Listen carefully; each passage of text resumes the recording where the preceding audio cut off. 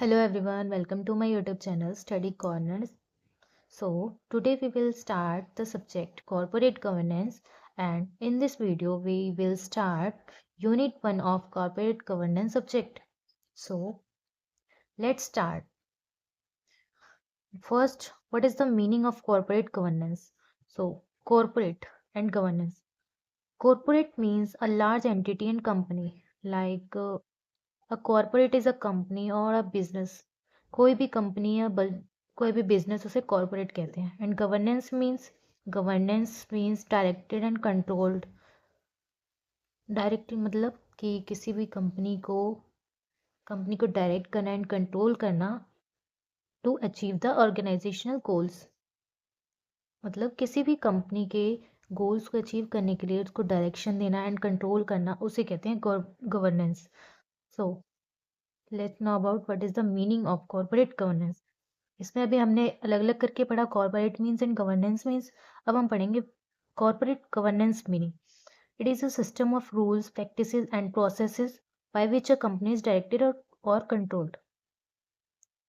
Means ये एक तरह का सिस्टम है कॉर्पोरेट गवर्नेंस जिसमें रूल्स प्रैक्टिसेस एंड प्रोसेसेस होते हैं जिसके द्वारा एक कंपनी को डायरेक्टेड और कंट्रोल किया जाता है। और यही एक तरीका होता है जिससे कॉरपोरेट मीन्स लाइक कंपनी या फिर कोई बिजनेस को गवर्न किया जाता है, कंपनी को चलाया जाता है। और ये किस चीज़ पे फोकस करता है? ये फोकस करता है जो हमारी एंटरप्राइज है उसके अंदर अकाउंटेबिलिटी हो, फेयरनेस हो। अगर कोई मतलब सबके साथ इक्वल बिहेवियर किया जाए, कोई कोई गलत ना किया जाए किसी भी एम्प्लॉयज़ के साथ या किसी भी पर्सन के साथ बिजनेस में। सो ये उस पर फोकस करता है, फेयरनेस को प्रमोट करता है। एंड जो मॉन्क्स एंड मिनो है इन्होंने बताया है कॉर्पोरेट गवर्नेंस के बारे में कि ये एक तरह से इंटर रिलेटेड होता है। Management, share holder and board of directors के बीच में इंटर रिलेशन जो होता है उसी को ही कॉर्पोरेट गवर्नेंस कहते हैं। So now we will know about the significance of corporate governance means importance of corporate governance. Corporate governance की इम्पोर्टेंस क्या है? जो भी हमारे कॉरपोरेट में एक्टिविटी होती है उसको मॉनिटर करते वक्त जो ऑनेस्टी एंड ट्रांसपेरेंसी होती है उसे लाना कॉरपोरेट गवर्नेंस का काम होता है। कॉरपोरेट गवर्नेंस से क्या होता है? ऑनेस्टी एंड ट्रांसपेरेंसी आती है किसी भी एक्टिविटी को मॉनिटर करने में। Then access foreign capital.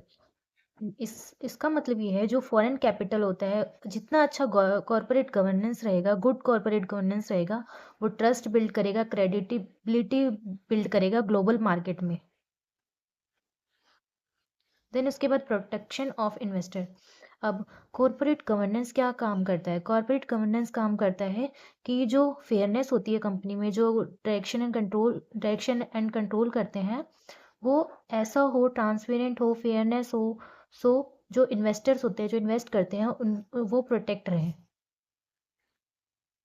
Then fairness in financial reporting and accountability.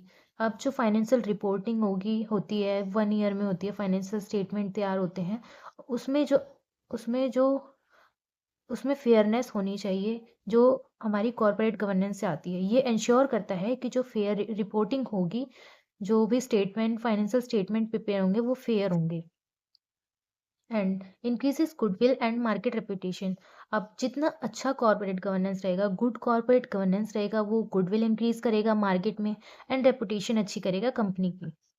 क्योंकि कॉर्पोरेट गवर्नेंस का वर्क होता है कि direction and control with with transparency and promoting fairness, enhance company valuation.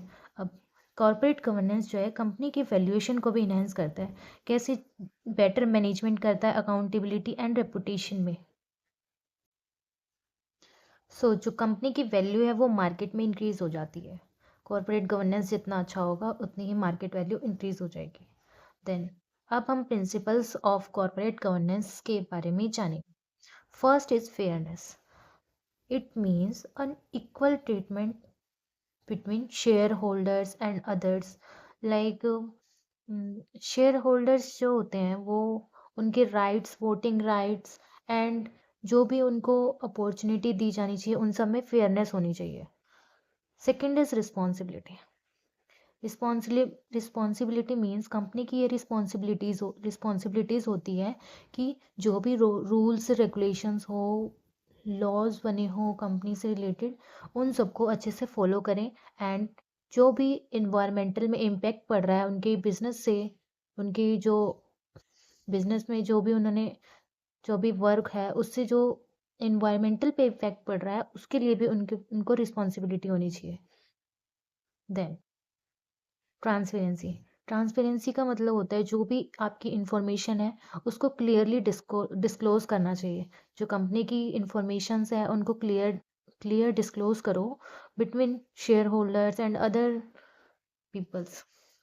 And जो कंपनी है उसको प्रोवाइड करना चाहिए clear, correct and timely information about its activity and policies and financial performance to shareholder stakeholder same. जो company है उसको time पे अपनी एक्टिविटीज़ के बारे में क्लियर, करेक्ट एंड इंफॉर्मेशन बतानी चाहिए। Policies and financial performance share holders को टाइम पे बतानी चाहिए, ट्रांसपेरेंसी रहनी चाहिए, कुछ भी छुपा नहीं रहना चाहिए। And accountability. अकाउंटेबिलिटी मतलब कि जो बोर्ड ऑफ डायरेक्टर्स है, मैनेजमेंट है, वो आंसरेबल होना चाहिए। जो भी वो एक्शन लेंगे, जो भी डिसीजंस लेंगे, उसके लिए बोर्ड ऑफ डायरेक्टर्स जिम्मेदार होने चाहिए। सस्टेनेबिलिटी। सस्टेनेबिलिटी मतलब जो गवर्नेंस है वो ऐसी होनी चाहिए कि जो जो बिजनेस है उसका लॉन्ग टर्म ग्रोथ हो, ना कि सिर्फ शॉर्ट टर्म प्रॉफिट के लिए वो काम करे। ये फोकस करे कि जो सोशल रिस्पॉन्सिबिलिटी है वो भी उनके, एनवायरनमेंट का रिस्पॉन्सिबिलिटी भी उनका है, ये सब ध्यान में रखे एंड सस्टेनेबिलिटी करे, जैसे लॉन्ग टर्म ग्रोथ रहना चाहिए फोकस उनका। देन उसके बाद difference between management and corporate governance. Management and corporate governance के बारे में अब ये डिफरेंस है। मैनेजमेंट क्या होता है? मैनेजमेंट इज अ प्रोसेस होता है बिजनेस, किसी भी बिजनेस को रन करना is a management. Management is a important process क्योंकि मैनेज करेंगे तभी हम किसी भी ऑर्गेनाइजेशन के गोल्स को अचीव कर पाएंगे। एंड कॉर्पोरेट गवर्नेंस एक तरह का सिस्टम होता है कंपनी को डायरेक्ट एंड कंट्रोल करने का। मैनेजमेंट का फोकस होता है efficiency, profit, business and success पे। एंड कॉर्पोरेट गवर्नेंस का फोकस है transparency, accountability and fairness.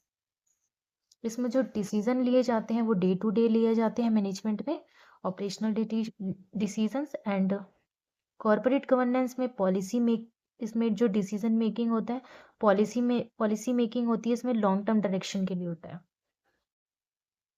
And management में रिस्पॉन्सिबिलिटी होती है एम्प्लॉयज़ के लिए, रिस्पॉन्सिबिलिटी होती है कस्टमर्स के, एंड प्रॉफिट्स की रिस्पॉन्सिबिलिटी होती है। एंड इसमें share stakeholders and society के लिए रिस्पॉन्सिबल होते हैं कॉर्पोरेट गवर्नेंस में। एंड इसका स्कोप क्या होता है? इंटरनल फंक्शन, मतलब इसका जो स्कोप है वो सिर्फ कंपनी के जो अंदर के जो फंक्शंस होते हैं उसको करना होता है मैनेजमेंट में। एंड जो कॉर्पोरेट गवर्नेंस है इसमें internal and external accountability and compliance होता है। क्योंकि इंटरनली हम तो डायरेक्ट एंड कंट्रोल कर रहे हैं कंपनी को, एक कंपनी को डायरेक्ट एंड कंट्रोल करती है, एंड एक्सटर्नली जो भी एनवायरनमेंट पे इफेक्ट पड़ता है उसके लिए भी रिस्पॉन्सिबल होता है corporate governance. So, about theories of corporate governance, there are 5 theories of corporate governance. First is agency theory, second stewardship theory, third stakeholder theory, fourth resource dependency theory, and fifth is managerial hegemony theory. Then first is agency theory. Now, अब हम agency theory के बारे में पढ़ेंगे। सो ये जो theory है ये डिफाइन करती है relationship between principal and agents के बीच में। Principals like shareholders, agents like directors, इन दोनों के बीच के रिलेशनशिप को ये एजेंसी थ्योरी बताती है। अब इसके फीचर्स क्या हैं एजेंसी थ्योरी के? इसका ये फीचर है कि ये ओनरशिप एंड कंट्रोल को अलग अलग करती है। ओनरशिप अलग एंड कंट्रोल अलग, ये इसका फीचर है एजेंसी थ्योरी का। सो ये एजेंसी थ्योरी का डायग्राम है। इधर है प्रिंसिपल एंड इधर है एजेंट्स। इसका सेल्फ इंटरेस्ट सेपरेट है।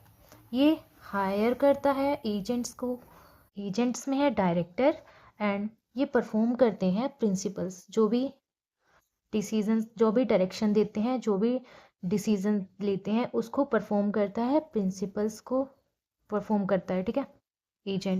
एजेंट्स में डायरेक्टर एंड प्रिंसिपल्स में शेयर होल्डर्स आते हैं, इनका अपना इंटरेस्ट रहता है, इनका अपना इंटरेस्ट रहता है, ये दोनों सेपरेट रहते हैं। तो एजेंसी थ्योरी यही बताता है, इसका ये मतलब इन दोनों का कोई रिलेशन नहीं है, ये अपना वर्क करते हैं, ये अपना वर्क करते हैं। सो अब हम स्टीवार्डशिप थ्योरी के बारे में पढ़ेंगे। सो स्टीवार्डशिप थ्योरी को ट्रस्टीशिप थ्योरी भी कहते हैं। इसमें जो मैनेजर्स होते हैं वो ट्रस्टवर्थी होते हैं, एंड ये ऐसे एक्ट करते हैं जैसे responsible stewards act as a responsible stewards. और ये थ्योरी है, ये स्टेट करती है जो स्टीवार्ड होते हैं, जो मैनेजर्स होते हैं वो जो शेयर होल्डर्स की वेल्थ होती है उसको प्रोटेक्ट करते हैं एंड मैक्सिमाइज करते हैं थ्रू फर्म परफॉर्मेंस। जो भी वो परफॉर्म करते हैं उससे प्रोटेक्ट करते हैं, मैक्सिमाइज करते हैं शेयर होल्डर्स की वेल्थ, जो शेयर होल्डर्स ने अपने अपने पैसे लगाए होते हैं बिजनेस में। स्टीवार्ड्स कौन कौन है? स्टीवार्ड्स जो है वो कंपनी एग्जीक्यूटिव्स हैं, मैनेजर्स हैं जो शेयर होल्डर्स के लिए काम करते हैं एंड प्रोटेक्ट करते हैं शेयर होल्डर्स के वेल्थ को, एंड प्रॉफिट इंक्रीज करते हैं, प्रॉफिट बनाते हैं। जैसे ये डायग्राम में देखिए, share holders empower and trust करते हैं स्टीवार्ड्स पे, एंड स्टीवार्ड्स जो है वो प्रोटेक्ट करते हैं, मैक्सिमाइज करते हैं शेयर होल्डर्स की वेल्थ को। And the next theory is stakeholder theory. This theory says that a company, इस थ्योरी में क्या है, जो कंपनी है वो सिर्फ शेयर होल्डर्स के लिए रिस्पॉन्सिबल नहीं होती है। शेयर होल्डर्स जो ओनर्स होते हैं जो अपना पैसा लगाते हैं बिजनेस में, ये सारे स्टेक होल्डर्स के लिए रिस्पॉन्सिबल होती है जो उस कंपनी के साथ कनेक्टेड होते हैं। स्टेक होल्डर्स लाइक जिसके अंदर है employees, customer, suppliers, investors, government, community and business के जो पार्टनर्स हैं एंड ट्रेड एसोसिएशन है, ये सारे के सारे रिस्पॉन्सिबल किसके लिए, कंपनी जो है इन सब के लिए रिस्पॉन्सिबल होती है, ना कि सिर्फ ओनर्स के लिए। सो इसमें जो इस थ्योरी में बोला गया है कि जो सारे के सारे स्टेक होल्डर्स हैं, ग्रुप्स हैं, और जितने भी ग्रुप्स होते हैं इनके, वो सारे को उन सबको equal importance and intrinsic value देनी चाहिए, ये स्टेक होल्डर थ्योरी में बोला गया है। जैसे ये है एक डायग्राम जिसमें फर्म जो है उनकी रिस्पॉन्सिबिलिटी उनके इन्वेस्टर की भी रिस्पॉन्सिबिलिटी है, उनके पास पॉलिटिकल ग्रुप्स की भी, कस्टमर्स की भी, इंट्रिंसिक वो कम्युनिटीज़ की भी, एम्प्लॉयज़ की, ट्रेड एसोसिएशन, सप्लायर, गवर्नमेंट, इन सब की रिस्पॉन्सिबिलिटी एक फर्म को हो एक फर्म को एक फर्म को होनी चाहिए। सिर्फ इनको शेयर होल्डर्स को नहीं देखना, इनको सबके साथ कनेक्ट रहना है। So next is resource dependency theory. ये थ्योरी स्टेट करती है कि जो डायरेक्टर्स हैं वो इम्पोर्टेंट रोल प्ले करते हैं प्रोवाइडिंग और सिक्योरिंग एसेंशियल रिसोर्सेज ऑर्गेनाइजेशन को थ्रू जो उनकी लिंकेज होती है एक्सटर्नल एनवायरनमेंट से। तो जैसे कि एक कंपनी है, एक कार कंपनी है, ठीक है, उसको नीड है स्पेशल टायर की फ्रॉम टायर कंपनी से। ओके, एक कार कंपनी है, उसको ज़रूरत है स्पेशल टायर्स की अपनी कार कंपनी में, टायर कंपनी से, ठीक है। तो जो कार कंपनी है वो डिपेंडेंट हो जाएगी टायर कंपनी पे टायर्स के लिए। सो अब ये क्या सोचते हैं कि जो कार कंपनी है वो टायर कंपनी के सीईओ को अपॉइंट कर लेगा, तो ऐसे एक्सटर्नल एनवायरनमेंट से ये एसेंशियल रिसोर्सेज को प्रोवाइड कराते हैं। तो ये इसका मतलब यही होता है रिसोर्स डिपेंडेंसी थ्योरी। इसमें ये होता है कि रिसोर्स के लिए डिपेंडेंट होते हैं एक्सटर्नल एनवायरनमेंट पे लिंकेज के थ्रू। Next is managerial hegemony theory. इसमें क्या है, ये थ्योरी कहती है कि जो कॉरपोरेशंस होती हैं उसमें जो ज़्यादा कंट्रोल है इसमें मैनेजर्स का है, शेयर होल्डर्स से ज़्यादा कंट्रोल। और जो मैनेजर्स होते हैं वही रियल डिसीजन मेकिंग पावर रखते हैं, जबकि जो शेयर होल्डर्स होते हैं वो सिर्फ फॉर्मेलिटी करते हैं, नॉमिनल कंट्रोल रहता है उनका। इसमें की पॉइंट्स हैं, जो मैनेजर्स होते हैं उनका डोमिनेंस होता है, पावर स्ट्रगल होती है, वीक शेयर होल्डर्स का कंट्रोल वीक होता है, और इसको political theory of the firm भी कहा जाता है। मैनेजियल हेगेमोनी थ्योरी में मैनेजर्स का कंट्रोल ज़्यादा होता है शेयर होल्डर से ज़्यादा।